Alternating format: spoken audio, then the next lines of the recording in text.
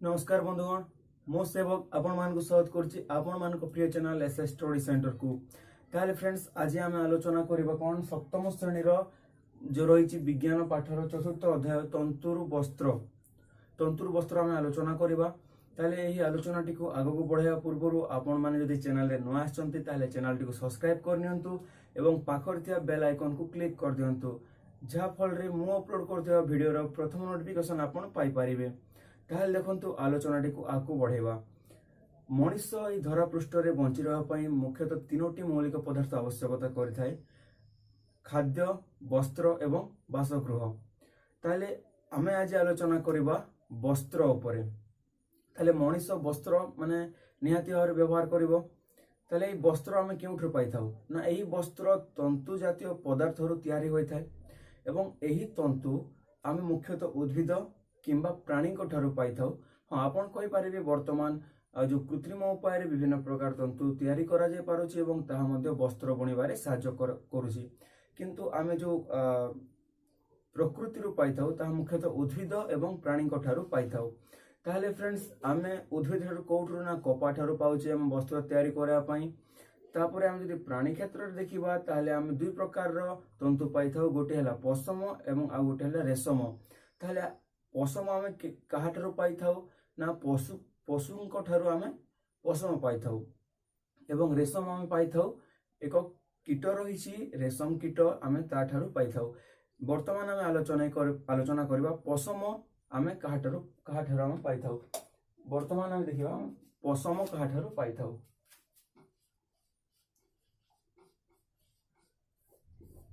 एही पशम मुख्यतः कौन हुए ना जो आमर मेंढा रही मेंढार जो नरम लोम सब बाहरी थाए सही लोम को व्यवहार करी आमे पशम पाई थाउ। ताहले आमे एही प्रकृतिर जो मेंढा रही आमे ता कोठरे पाई परिबा। देखंतु आम पृथ्वीर जो जदि भौगोलिक परिस्थिति को लक्ष्य करिबा ताहले समस्त जगार तापमात्रा समान रही न थाए। केउठारे सुखा मरुभूमि रही थाए तो केउठारे अत्यंत ठंडा परिवेश रही थाए। तेणु करी देखंतु जो अंचल अत्याधिक ठंडा रही थाए से अंचल मेंढा मानक कौन हुए ना प्रकृतिर उपयोजन अनुसार कौन हुए तांको देहरे माने लोम परिमाण अधिक परिमाण रे थाए।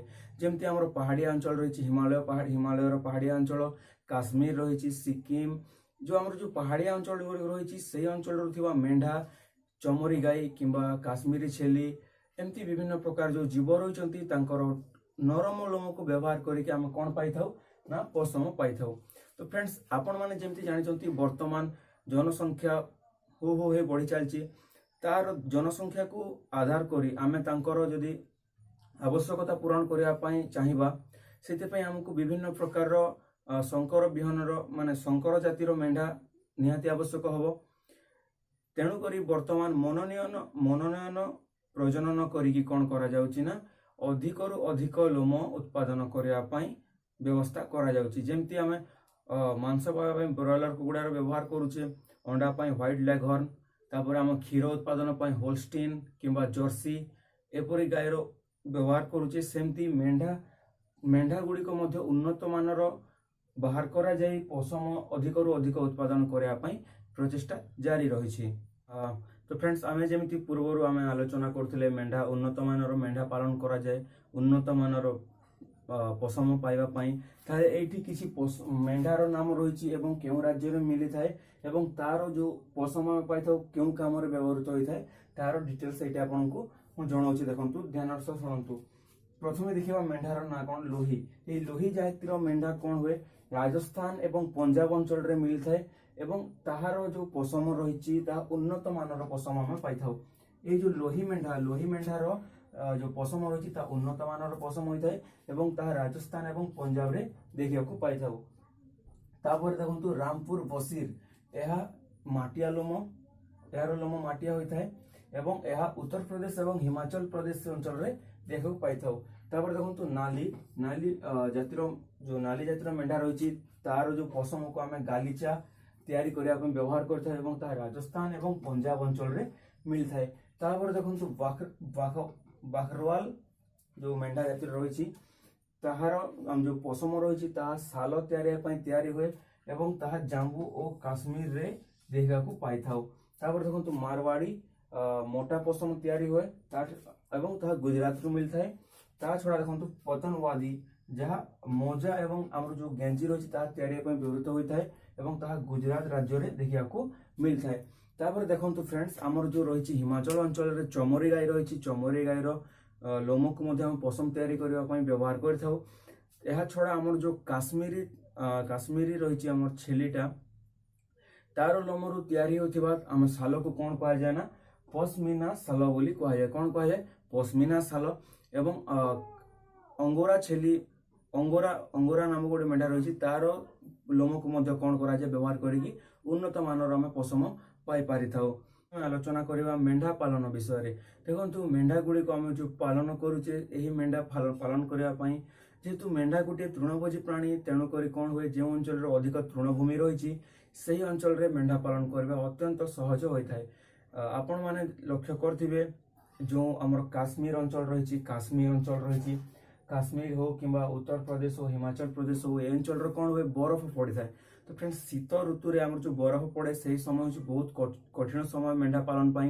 यही समय कौन करा विभिन्न शस्य एवं जो रही चोकड़ सब खावाई दि जाए मेढा गुड़ी को।